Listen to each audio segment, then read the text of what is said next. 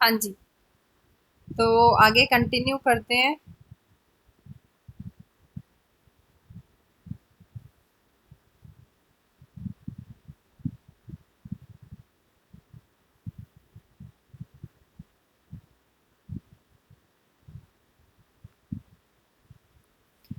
हम्म। तो ये जो जनरली जो है जो फीचर्स होते हैं इसके डिफरेंट डिफरेंट फीचर्स होते हैं जिसको वो अलग अलग वेरिएबल्स इंडिविजुअल वेरिएबल्स के तौर पे उसको जो है वो कंसिडर करता है, जैसे कि डिफरेंट एक्चुएटर्स हो गए या ट्रांसड्यूसर्स हो गए, तो उनको प्रोसेस करना है। दिस मीन्स दैट कि system doesn't need models of the power systems as such. तो आपको मॉडल नहीं चाहिए, तो SCADA system can consequently be built up to the large extent from a standard software. तो एक स्टैंडर्ड सॉफ्टवेयर क्यों बनता है विच इज नॉट इंडिपेंडेंट या dependent on the fact that the process being treated involves a power system। तो overall जो है इसके अंदर पावर सिस्टम जो है वो डिपेंड नहीं होता है कभी कभी कभी। तो combining the variables in a SCADA system with the model of the power system makes it possible to introduce functions that handle the power system and its components instead of individual measuring points। तो overall जो है you cannot say कि आपका जो है वो अलग अलग पॉइंट्स जो है वो यहाँ पे कंसिडर हो रहा है, या डिफरेंट डिफरेंट कंपोनेंट जो है वो हमने इसको अलग अलग मेजर करके करना है। तो ओवरऑल ये सारा सिस्टम जो है वो आपका यू कैन से कि स्काडा सिस्टम के अंदर ही कहलाता है। ठीक है। अब यहाँ पे जो है नेक्स्ट जो टॉपिक आता है वो हमारा फेजर फेजर मेजरमेंट यूनिट्स है और वाइड एरिया मेजरमेंट सिस्टम आता है। तो फेजर मेजरमेंट यूनिट जो है जिसको हम क्या बोलते हैं, PMU भी बोलते हैं। It is a micro processor based device. आप लोगों ने माइक्रो प्रोसेसर के बारे में ऑलरेडी स्टडी कर रखा है। तो माइक्रो प्रोसेसर बेस्ड डिवाइस होता है जो कि यूज करता है आपकी एबिलिटी को, ताकि डिफरेंट यू कैन से कि different different digital signal processes हो गए उनके वो है मेजर करना है। अगर हमने वेव फॉर्म्स निकालनी है 50 या 60 हर्ट्ज पे, तो किस तरीके से हम निकालेंगे at a typical rate of 48 samples per cycle. तो PMU are used in the transmission side of the grid. तो जनरली जो है ये ट्रांसमिशन साइड में ही यूज किए जाते हैं ग्रिड की। And these are installed at various places on the grid and are time synchronized using the global positioning system. तो जीपीएस सिस्टम यूज करके जो है इनको इंस्टॉल किया जाता है डिफरेंट डिफरेंट लोकेशंस पे, और टाइम जो है वो सिंक्रोनाइज किया जाता है इसका। Thus, the synchronized real-time measurements are obtained from multiple measurement points on the grid। तो ओवरऑल जो है जो आपका यू कैन से कि सिंक्रोनाइज रियल टाइम मेजरमेंट्स होता है वो आपको मल्टीपल मेजरमेंट पॉइंट से मिलता है ग्रिड के ऊपर। तो पीएमयू जो है वो प्रोवाइड करता है आपको power system automation in the grid. First the analog AC waveforms are synchronously sampled by an A to D, यानी एनालॉग टू डिजिटल कन्वर्टर में कन्वर्ट होता है analog AC waveform. In order to provide the synchronous clock for the entire system, the time for GPS satellites are used as input for a phase lock oscillator, and thereby waveform of the entire system are sampled with 1 microsecond accuracy। तो overall जो है 1 microsecond accuracy की आपकी जो है वो पूरा system इसमें कंसिडर किया जाता है।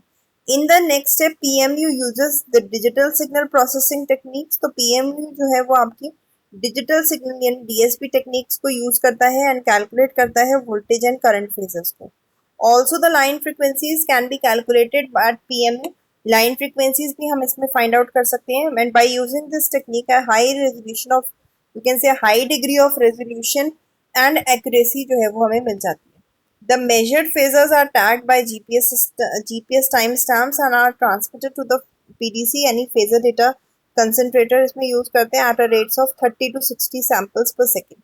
A network of PMU is called a wide area measurement system यानी WAMS से रिप्रेजेंट करते हैं, and that can be used for large scale monitoring of the grid। तो ओवरऑल जो है हम लार्ज स्केल मॉनिटरिंग के लिए WAMS सिस्टम को यूज करते हैं। तो वही चीज इसे यहाँ पे रिप्रेजेंट कर रखी है वाइड एरिया मेजरमेंट सिस्टम, जिसको हम WAMS रिप्रेजेंट कर बोलते हैं। तो ये क्या बताता है आपको, the WAMS combines the data provider for synchrophasor and the conventional measurements with the capability of new communication system in order to monitor, operate and control and protect the power system in wide geographical area। तो overall जो है जो WAMS system होता है वो आपका कहीं ना कहीं कितनी आपकी एबिलिटी है सिस्टम की है, कम्युनिकेशन किस तरीके से करना है, मॉनिटर कैसे करना है, उन चीज़ों को कंट्रोल करता है या उनको प्रोटेक्ट करता है। ठीक है। और इसमें जो है इंटरकनेक्टेड सब प्रोसेसेस आते हैं then different different data acquisition आता है या डेटा ट्रांसमिटिंग आता है या प्रोसेसिंग आता है, तो वो सारी चीज़ें जो है वो इसके अंदर कंसिडर की जाती है। मेजरमेंट सिस्टम क्या है, कम्युनिकेशन सिस्टम टुगेदर क्या है विद द एनर्जी ईएमएस के साथ जो है वो प्रोसेसेस आते हैं, वो भी इसके अंदर इंक्लूड होते हैं।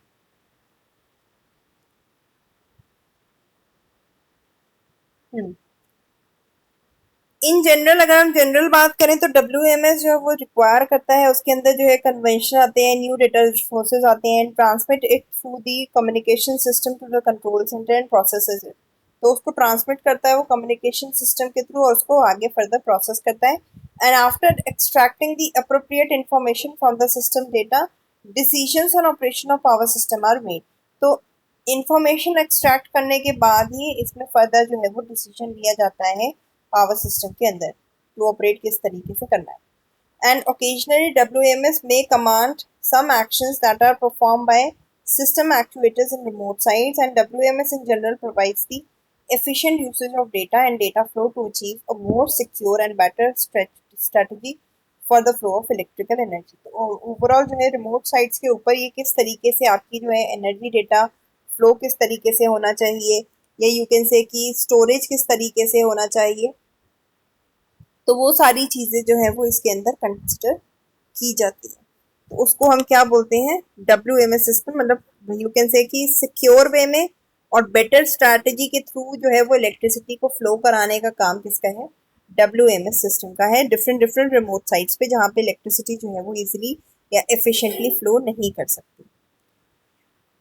नेक्स्ट टॉपिक क्या है आपका, स्टेट एस्टिमेशन है, जिसको हम SE करके बोलते हैं।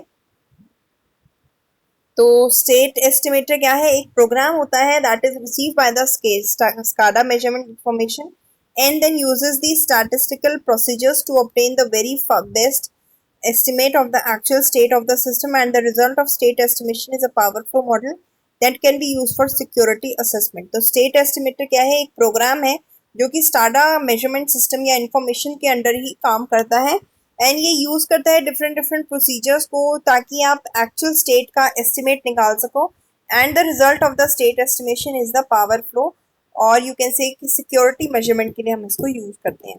तो इसकी कुछ इंपॉर्टेंस होती है, you can say the need of the state estimation हो सकता है। तो given the topology of the system it still remains to determine the operating conditions, that is the bus voltage कितनी है, या लोड लेवल्स कितने हैं, या जनरेशन लेवल्स कितने हैं। तो फर्स्ट क्लास पे जब आप इसको पहली बार देखोगे तो आपको ये थोड़ा सा इजी नजर आता है, लेकिन एक्चुअली में थोड़ा सा डिफिकल्ट होता है। और कई बार इसके अंदर जो है यू कैन से कि अगर कोई डेटा अनअवेलेबल है या डेटा में एरर आ रहा है, तो वो भी इसके अंदर जो है हम देख सकते हैं। तो फर्स्ट वन जो है डेटा अनअवेलेबिलिटी है, that comes from two sources. First there may be some substation that have no SCADA, कोई सबस्टेशन है जिसके अंदर स्काडा सिस्टम नहीं है अभी। तो second there may be some substation RT और telemetry system that are unavailable due to maintenance, कोई मेंटेनेंस हो रही है या कोई अनएक्सपेक्टेड ट्रबल जो है वहां पे क्रिएट हो गई है, तो उसको वी कैन से कि उसको है वो भी एक अनअवेलेबिलिटी के अंदर ही आएगा। कुछ एरर्स जो है वो आ गए हैं from the fact that is कि ऑल एनालॉग मेजरमेंट डिवाइसेस सम कंटेन सम, कहीं ना कहीं डिवाइसेस के अंदर जो एनालॉग डिवाइसेस होते हैं उनके अंदर मेजरमेंट एरर आते ही आते हैं। तो typically this error is small for any single device, generally ये जो है वो किसी भी डिवाइस के लिए एरर जो है वो स्मॉल ही मानी जाती है as compare to many thousand of devices. Each having a small error can result in significant inaccuracy, और कई बार बहुत सारे एरर्स मिला करके एक इनएक्यूरेसी जो है वो सिस्टम के अंदर क्रिएट हो जाती है। तो वो सारा का सिस्टम जो है वो आपका यू कैन से कि स्टेट एस्टिमेटर के थ्रू ही हम उसको रेक्टिफाई करते हैं उस पर्टिकुलर प्रॉब्लम को, right. So next topic we will continue tomorrow, इसको हम लोग अब नेक्स्ट टाइम कंटिन्यू करते हैं आगे जो इसका मतलब पोर्शन कवर हो रहा है। एंड बाकी गो थ्रू कर लेना टॉपिक जो भी है सारा, राइट। ठीक है, ओके मैम। ओके।